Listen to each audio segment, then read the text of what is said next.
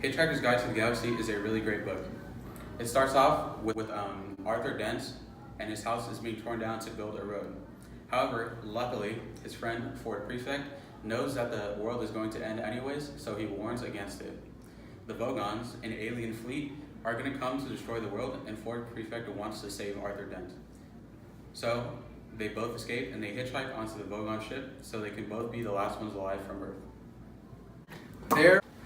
Meanwhile, Ford's semi-cousin, Zaphod Beeblebrox, and his human companion, Trillian, steal the Heart of Gold spaceship, which has an amazing engine that can do all sorts of improbable things. Also on the ship is a very depressed robot named Marvin. While Zaphod and Marvin use the improbability drive, they end up picking up Ford and Arthur on their way to the mythical planet of Magritha. There, by the rest of the group, is taken to the interior of Magrathea by Slarty Barterfest, a native of the planet. As the others except Marvin are kidnapped, Slarty Barterfest explains to Arthur that the Earth is actually a supercomputer commissioned and paid for by the race of hyper-intelligent, pan-dimensional beings. These creatures have built a supercomputer named Deep Thought to calculate the answer to life, the universe, and everything. This computer, after 7.5 million years of calculating, had announced that the answer of life is in fact 42. Being unsatisfied with the answer, they set about finding the question. Deep Thought designed a computer, the Earth, to calculate the question. However, 10 million years later, and just 5 minutes before the completion of the program, the Earth is demolished by the Vogons. The manifestation of two of these beings, Frankie and Benji Mouse, had arrived on Magrathea on the Heart of Gold, disguised as Trillian's pet mice. The mice realize that Arthur has a last generation non-organic byproduct of the computer's DNA.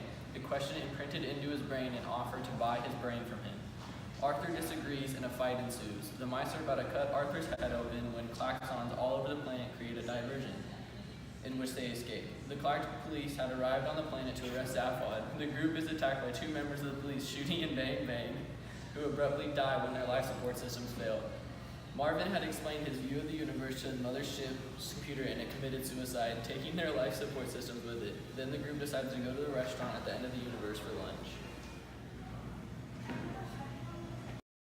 Hi, I'm Kyle. I'm Jacob. I'm Jacob. I'm Jalen. And here's our discussion for Hitchhiker's Guide to the Galaxy.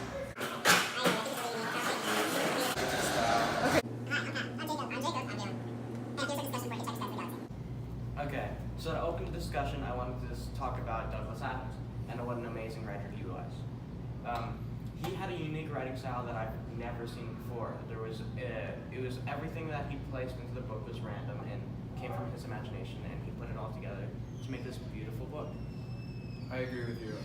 If you compare him to any other author, anybody would say that he has his own style, that his writing choices are just to give the reader a different experience while enjoying the book. Once you start reading the book, you want to put it down, and you're just going to have a great time with it as soon as you start. I mean, like, I even read an interview, and you know how the book answers the meaning of life. And he said in the interview that the number 42 just came to him. Bruh. What did you say? Don't read interviews. The book just really makes for an overall fun read, and it's honestly like the use of satire, like even the comparisons to bureaucracy is like really like fun to me.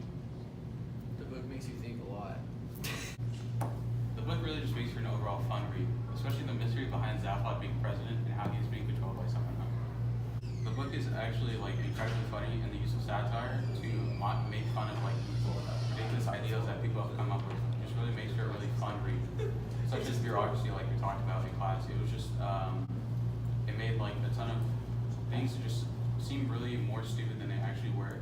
And the book honestly really makes it really funny and just a really like light read, I guess you could say. I think it's enjoyable. It is enjoyable. So the use of satire to poke fun at bureaucracy and these stupid life systems that people thought could actually work was actually is really fun to read about. And the way he writes about it, it's just like something new that I've never seen before. It employs a lot of comedy within the book, and I just think that even though there's a lot of jokes, it moves the plot along really well.